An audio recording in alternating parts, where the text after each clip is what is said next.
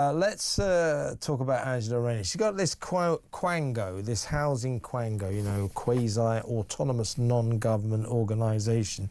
These are the organisations that Tony Blair was so keen on. They're kind of a way of governing the country without being democratically accountable, kind of technocrat government, as it were.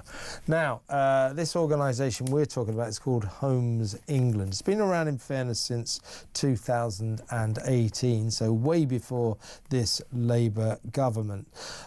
But since 2021, this organisation, or the people who work on it, have chalked up nearly £250,000 on expenses on travel, hospitality, food, accommodation and office supplies. Now, this is an important organisation because in her spending review, Rachel from Accounts allocated £39 billion for Angela Rayner's affordable housing project. Homes England will be responsible for distributing 70% of this huge amount of taxpayers' money. Now, however, as I say, they seem to be spending quite a lot of money on themselves. Let's talk to, from the Taxpayers Alliance, William Yarwood. Hi, William. Good evening, Kev. Thanks for having me on the show. Always a pleasure. Now, this is down to your organisation, Taxpayers Alliance. Due to a Freedom of Information request, you have uncovered the fact that this organisation, the executives who work for it, the people who work for it, have chalked up £240,000 or more than £240,000 in expenses on hospitality, travel, food, accommodation and office supplies. I mean, this is typical, isn't it? It's just an obscene use of taxpayers' money. Yeah, completely. I mean, I think being part of a Quango, being a Quango crack, these guys think they have like a license to print money, essentially, and just use it on themselves. But yeah, it's completely and utterly atrocious. And I mean, they justified it by saying these were necessary travel and necessary employer expenses. But, you know, last time I looked, you know, when it comes to, you know, buying food and things like that, you know, £70,000 spent over the last few years on food. I mean, come on, what are they buying? They're not exactly buying meal deals, are they? You know, they're not exactly taking. If only. Yeah, if only. Yeah, it might save the taxpayer a few quid. But yeah, look, this is a housing Quango that's supposedly supposed to, you know, build houses. But as you know, Kev, we're not exactly amazing at building houses in this country. So this Quango that was set up in 2018 is clearly just not very good at their job, because maybe a lot of their people are, you know, too busy swatting around the country pretending to be important, going to nice dinners and going on nice first-class accommodation in hotels and on trains. So yeah, they need to rein it in. And I don't care what Homes England says about, oh, this is necessary expenses. No, this is taxpayers' money we're talking about, folks. It's not yours. You should use it with a little bit more care. Well, hospitality, which is one of the categories here that they've been spending our money on, it's taxpayers' money in the end. Hospitality is like buying people drinks and dinner, isn't it? So this is entertaining people. Yeah, entertaining who? I really don't know. You know, entertaining building, you know, construction workers. Is it entertaining? You know, it's probably just entertaining other quangocrats and so-called stakeholders, isn't it, Kev? Let's be frank. Let's be frank. So yeah, you know, this is just another runaway Quango, we've called her, who doesn't really care about taxpayers' cash. And the thing about all these types of Quangos, Kev, is they think they can get away with it. But unfortunately, we at the TPA aren't letting them get away with it by endlessly sending them FOIs and bugging and having to make them explain why they're spending this kind of money. When you sent in the FOI here, the Freedom of Information request, I mean, did they immediately come back? What was the request? How much expenses have you got ploughed through or something? I mean, what was their response? Because usually they prevaricate, they do their level best not to provide you with the information that you want.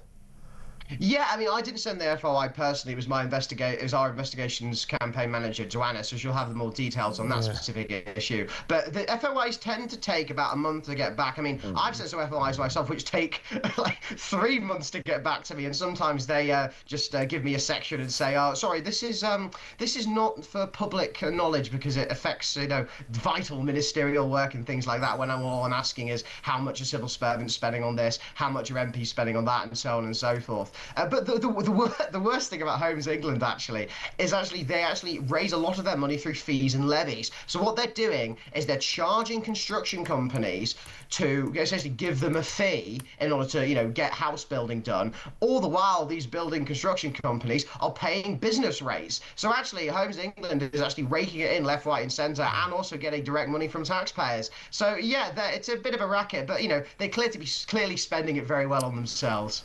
Also, though, they're in command now of a massive amount of money because, as I said in my intro to this piece, that in her spending review, it's a couple of weeks ago, wasn't it? Rachel from Accounts, Rachel Reeves, allocated £39 billion for affordable housing. This, of course, is Angela Rayner's. She's the Housing Secretary, also the Deputy Prime Minister, of course. This is her big project to build thousands and thousands and thousands of new homes. Yep. So £39 billion allocated for affordable housing. Homes England will be responsible for distributing 70% of this huge amount of taxpayers' money.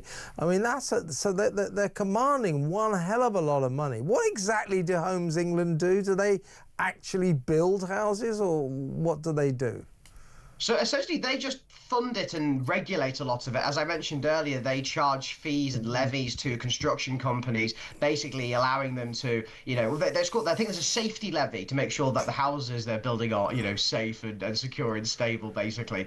And they've raked in, get this, £1.1 billion of fees and levies over the last year or so from construction companies, which is only driving the cost of house building and the construction of these houses up. I mean, the £39 billion that you mentioned there, Kev, I wouldn't be surprised if in a year's time it's an extra £39 billion because of the costs of it. I mean, you know how these things go. Yeah, nothing's ever as cheap as it first comes along. I mean, look at HS2 for crying out loud.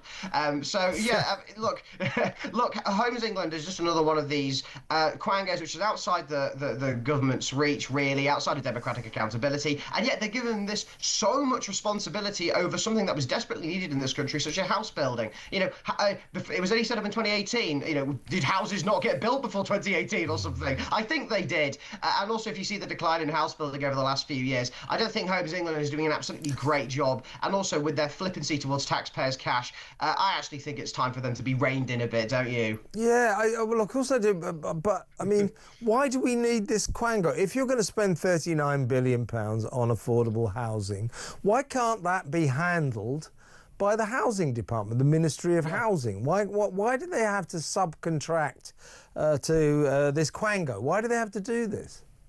Sure, because I think the issue, and this is more broadly with Quangos, is politicians are addicted to siphoning away power because in reality, Kev, these politicians don't really want any responsibility and they don't want to take responsibility for when things go wrong. So if housing targets aren't met, Kev, Angela Rayner can stand up and go, oh, well, that's not me, folks. That's Homes England, that's the Quangocrats and so on and so forth, and actually just abdicate the responsibility there to a bunch of faceless civil servants who are never going to appear on the media, who are never going to appear in articles in the newspapers and so on and so forth. So they just do that kind of stuff. But that's the same with a variety of other Quangos, the OBR, the Migration Advisory Committee. They all just blame these Quangos for the problems that are caused. But actually, politicians, guys, actually set up these Quangos in the first place and then use your money, which could be going towards roads, going towards the National Healthcare Service and a variety of other things. They're using it to fund Quangocrats' salaries, bonuses, and, as in Homes England case, the ability to swan around the country, having hospitality expenses. Hospitality, yeah. I mean, I assume that the system is this. If the Quangos' work is successful, the government will go, isn't it great? Look, with brilliant Quango, we hired them and they're doing a great job. If it's not, they go, well, we gave them the job and they're doing a bad job. It's not our fault. It's a sort of buffer zone between the government and responsibility, isn't it? Indeed, yeah, totally, and that's just the way our politicians work. You know, they don't want any real power. They just want to live action role play as local councillors rather than doing actually any real work. It's nice that non-work if you can get it. William, great to talk to you. William Yarwood from the Taxpayers Alliance there.